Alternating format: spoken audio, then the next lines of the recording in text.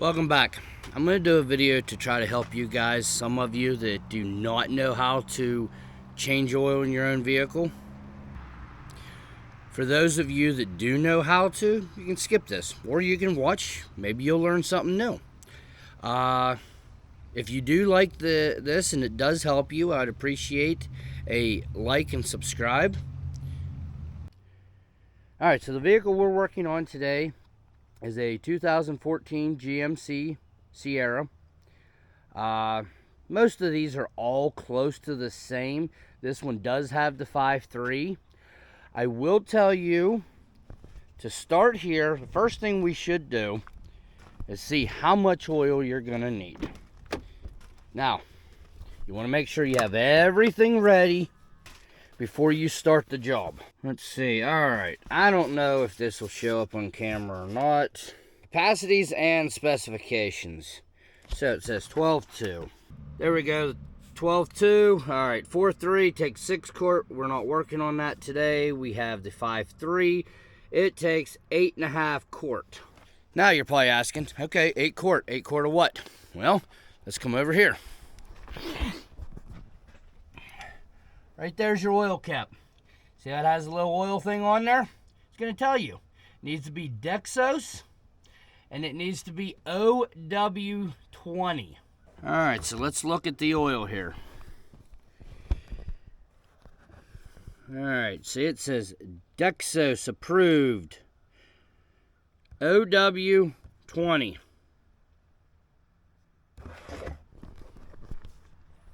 OW20. Come to find out, I don't have quite enough oil, and I don't have the oil filter. So we have to run up to our local parts store and get it. You want to check to make sure you have everything before you drain the oil, because you can't start the engine afterwards unless you have a spare vehicle, which I do. If you drain the oil and you don't have everything you need, you kind of put yourself in a predicament where you can't go get it. So we're going to go up. We need 3 more quart of oil, and we need an oil filter.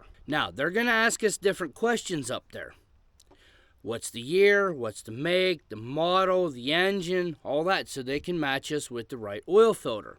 Now, there's several ways of doing that. One, you can give them the VIN number. Now, the VIN number is located right here. See how it's cut out there? You can get your VIN number there, or you can come here to the door. And your VIN number will be either mounted here, will be up along the side, or even possibly on the door itself. Also, where the VIN number is located inside the door will also tell you the year. So I don't know if you can see that right there. This was manufactured in February of 2014. So that helps you with the year. Then some of you are going to ask, well, what about the engine? Well, if you go underneath the hood, right there, it says 5.3 liter. That could be mounted on the hood somewhere. It could be mounted on the core support area somewhere. Could even be mounted on the motor.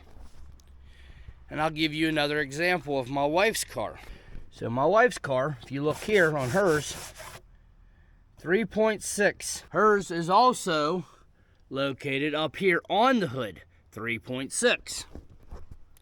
So they can be mounted, the sticker can be anywhere. Look around under the hood, you'll eventually find it. So, come with us, 3 more quart of oil and an oil filter. Alright, so we made it to the other parts store. As you can see, it's a typical Napa. Let's go in here and get what we need. Here we are, we'll talk to him and we'll get our oil filter. Alright, what do we need? 2014 GMC Sierra. 1500. 1500. Engine? 5.3. There we go. Oh. There you are. There we go. If you don't know what for oil you need, they can look that up on a computer too. That one there takes 8 quarts if you're... 8.5 actually. Oh, 8.5. That's what the manual says. Yeah, 8.5 on that one. Gotcha. And you said, what was it? 020. 020 with the dextrose. So we're going to pay for this, and then we'll head home. Okay, so we have our parts. We're heading back to the house. All right, so we're back at the house. We got our oil. We got our oil filter. Next step that I do, I put my vehicle up on ramps so I can get under it a little bit better. So we'll show you how I do it.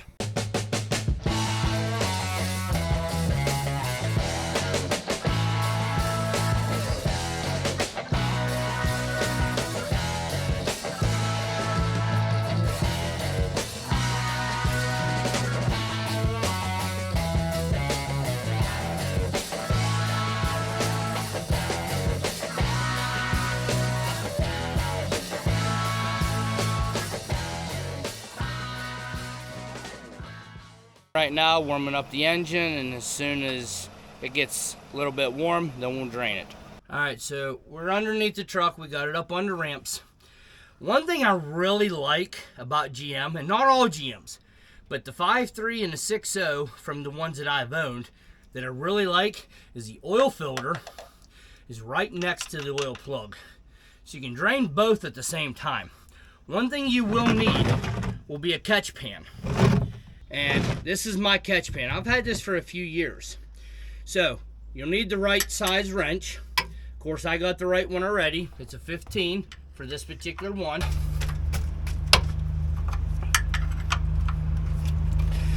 This is the part, yeah, you might get a little dirty. You need to be careful.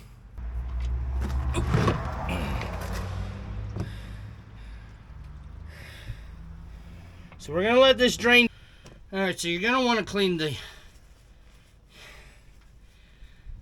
drain plug off. Now, unfortunately, I misplaced my oil filter wrench. So we're gonna go old school.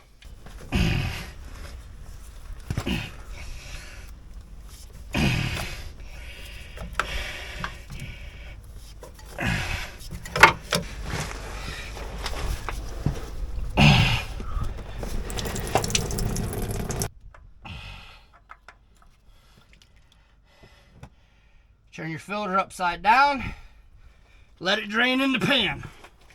One very important thing. I don't know, you probably can't see this real well. There's a rubber O-ring that goes all the way around here. Make sure that comes off with the old filter. If not, and you put the new filter on, it will cause you problems. Always put your drain plug back in. I know some of you are laughing already that have done this, or that change your own oil. You're saying, well, no, kidding. I know that. Well, I can tell you from experience, it only takes once to forget to put that in, go up top, dump all the oil in, and then realize when you look underneath the truck, none of the oil is left in there. It's all on the ground or in your pan. It happens. I don't know if you can see the O-ring I was talking about. It's a lot easier to see it on this one. Put just a little bit of oil on it. And then spin it back up on where you took the old one off. Make sure you get it straight so you don't cross thread it. And this is where a clean rag comes in handy, because you want to get it nice and snug, but you don't want to over tighten it.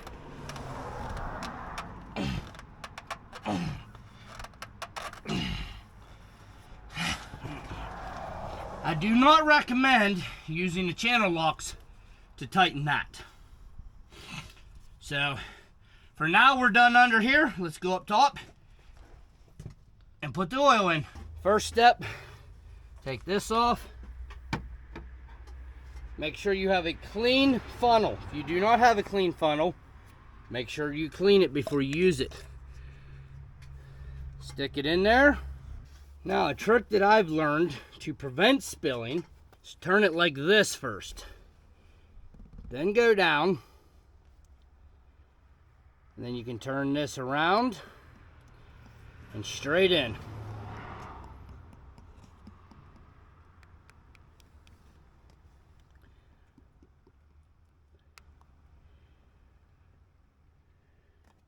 And you'll continue this process till you have all the oil in that your particular vehicle takes.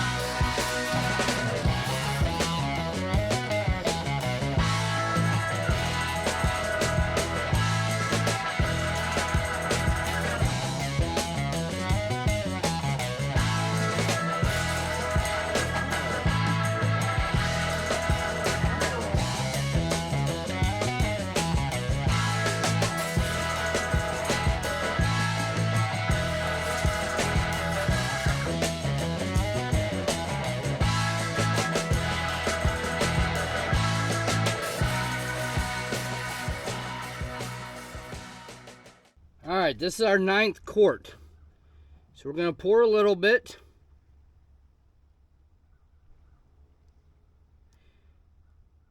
Then we'll stop. And we're really close to half, right there. Allow your funnel to drain for a few minutes. Once it's done dripping, carefully take it out without dripping any oil. Place your cap back on, make sure it's tight. Next step is to start the truck or vehicle and check for oil pressure.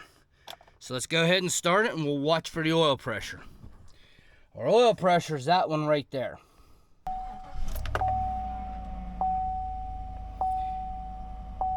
It's going through its self-check. And there we go, we got oil pressure. Now, next thing to do is once you're started, let it run. Come under here and make sure you don't have any leaks.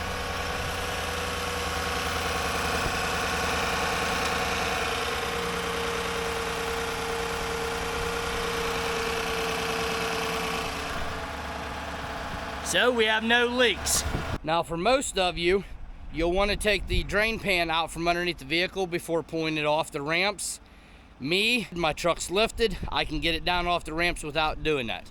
So I'm going to go ahead and pull it down off the ramps to make it easier to get to the drain pan. Then we're going to shut the truck off and check the oil. All right, so we got it down off the ramps. We let it sit for a few minutes to let the oil drain down. Dipstick is right here. Take it out, wipe it off, make sure it's clean. Now, I don't know if you can see this or not.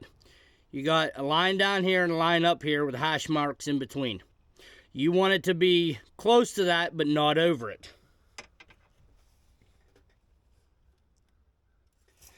Put it back in, seat it, pull it out.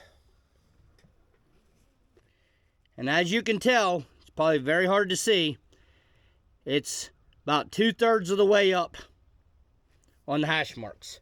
Now, there's probably still some oil sitting in the top of the engine from having it running.